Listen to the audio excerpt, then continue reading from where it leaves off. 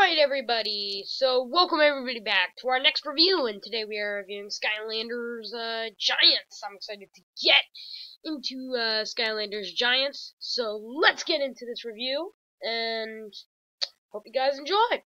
Alright, so Skylanders Giants. Last episode we covered Skylanders Spyro's Adventure, and I really enjoyed that game, giving it an 8 out of 10. I felt it was a really good experience, and an original experience that really just was really good. Alright, so now let's cover Giants. Giants was my first ever Skylanders game. When I started hearing about the Wii at school, not long after I heard about the Wii, I started hearing about Skylanders. I passed on the first title, but when I heard about Giants, it just sounded too cool to be true, so I ended up purchasing this game for myself, and playing it, being my first Skylanders game. Now, I've come to love the Skylanders franchise. It's some of my favorite games. I do think the games have gotten much worse, but I don't know what Imaginators will be like. I do not own Imaginators yet, so I really don't know what Imaginators will be like. I hope Imaginators is a return to the original Skylanders formula, but I will talk about Imaginators and what I expect of it in another video. Anyways, so let's get started with this game. This game was... Alright, so first let's start with the music of this game. Music and voice quality. The music and voice quality in this game, once again, do their job. The voice is fine. Again, it does not hold up as well today, but it definitely back in the day, when the Wii was first being released, it held up. Alright, so, the music, the voice acting holds up, even though not really. Back in the day, it held up. And what about the music? The music, once again, like Spyro's Adventure, does its job. It's airy, it's meant to create a feel of freedom and liberty. It does just that, so I'm not gonna gripe on those for a while. Alright, so now let's talk about the gameplay. The big important part. The thing about the gameplay is, it does not change from Spyro's Adventure. The gameplay is very much the same as the original Spyro's Adventure, except Giants can do new and different things, like lift stuff, pull stuff, destroy objects easier, stuff like that. Nothing too big, though, and no new additions, and your old Skylanders work just as well in the old games as they did the new games. So really, I mean the old games and the new game, and Giants really are very comparable, and really I don't see any too much difference. Again, the bounce pads are very limiting, very constricting, and parkour is not available. And parkour is practically impossible, which I really think is crippling the franchise. I really do. To this day, I think the jumping system is not being made advantage of. And the reason there should be a jumping system is that so parkour can become more accessible. But no, they are underusing it. They are underusing the bounce pads. And I mean, they might have been able to make some parkour with the bounce pads, but it would have been very cheesy parkour.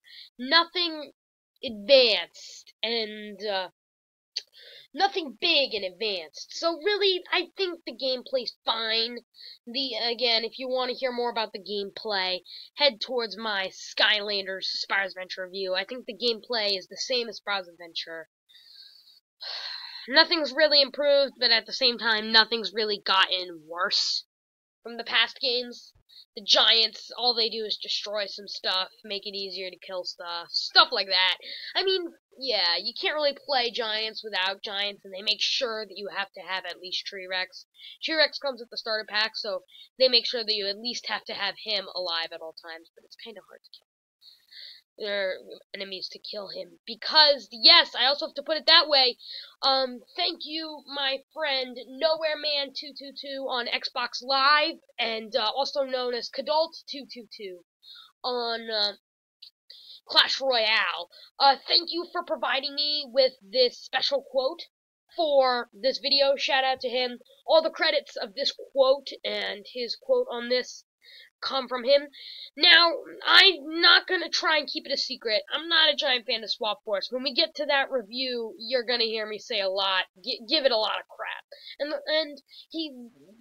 my friend NowhereMan222 believes that the reason Swap Force wasn't as good and didn't do as good, at least in our community, Swap Force did not do as good as Giants in our community. I don't know the true sales numbers. If someone can actually get me sales numbers on Swap Force, I'd be pleased.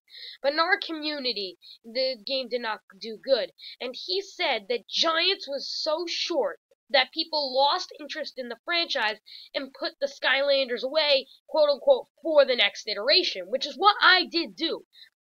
And then Swap Force took so long to come out that people almost forgot about the brand. And I will admit, this game is very short. The gameplay is fun, but the game is just too short. It really is too short. The game being too short is a problem, because that does cripple this game and the excitement you can have. There's not a lot of replayability. I mean, fine, I sometimes do a don't use a giant spree, only use giants when the level, like, requires it to move on, which is very rarely, but sometimes it does require it. But, I mean, there's no replayability around here. Alright, now for the plot. The plot is very similar. Chaos has, after being exiled in the first game, has been exiled to a toy store. He hops on a portal, which, what's bugged me about that is how does a portal in our world retain the science of a portal in their world? I don't know how that works. But anyways, he plans to, again, this game broke last summer, and I'm trying to remember the plot as best as I can. And I believe he just is trying, right, he wants to gain the power of the Archeans and destroy the Giants. The Archeans were an old civilization that sat there for a while and created Skylands. And so, he wants to wield their power and their technology to destroy the Skylanders once for all. We gotta go in and stop him. Really, the plot is a bit of a level up from the old games, but not much. Swap Force and Trap Team punch plot home much more than these games. I haven't really gotten to Superchargers. I don't feel like paying full price for that game, and I will do a video on why I just don't feel in the mood to review Superchargers. So stay along for that video. Anyways, so. Yeah, the plot gets much more in depth with these three. I did play the first level on mobile for that, but yeah, the plot just gets more in depth, and I'll be more in depth with this. So really, all in all, I mean, voice acting, graphics, I guess how much fun, I forgot to include this in the first one, but how much fun I really had with the game. Now, this was my first Skylander game, and I had a blast when it was my first Skylanders game. But after playing Spyro's Adventure and going back to this last summer, I kind of felt like it just drew too many parallels to the old game. I'm fine with staying true to the classics. Heck, I'd be a hypocrite if I said that I want all sequels to be different from the original. But I do feel there is such thing as sticking too close to the original, and I feel that's what this game suffers. Activision kinda just said, well boys, we need to keep it along the same lines, or else people might not like it. And while in future games they were more ready to release futuristic and farther from the original content games, heck, Superchargers includes a racer mode. None of these games really included minigames. Fine, there was that rock minigame, but that's kind of like it. All in all, I feel as though Giants it's the thing that I will say for the rest of these games, and this is not the first time you will hear me say this. I am hoping that Imaginators does not fall into this trap. But while I'm playing it, I'm having fun. As Hayadox said, again, I'm taking quotes from other people. I watch Hayadox's videos very often on my watching channel. I have my recording channel where I record YouTube videos, and then I just have a channel where I watch and subscribe and do stuff. I don't really do stuff on it. It's just for subscribing, watching, and commenting. So if you never see me commenting on videos or watching videos, well, other people use my account. My editor watches videos on the account. Anyways, but you won't see any of the people I'm talking about on this channel. Anyways, so he said that that in Imaginators he was kind of having mindless fun. And while, don't get me wrong, I am not reviewing Imaginators. Heck, I don't even own Skylanders Imaginators yet. That's kind of what I was having with Giants, mindless fun. It was like when the game really drew you in and really made you feel like you were these Skylanders scorching your way through Skylands, ready to defeat chaos. Now, some of the levels were very frustrating, but most of them were fine. One more thing I have to say though, and I forgot to mention this Spyro's Adventure. No, it's not the score. The hub worlds. I love Spyro's Adventure's hub worlds because it's free and allows you to explore.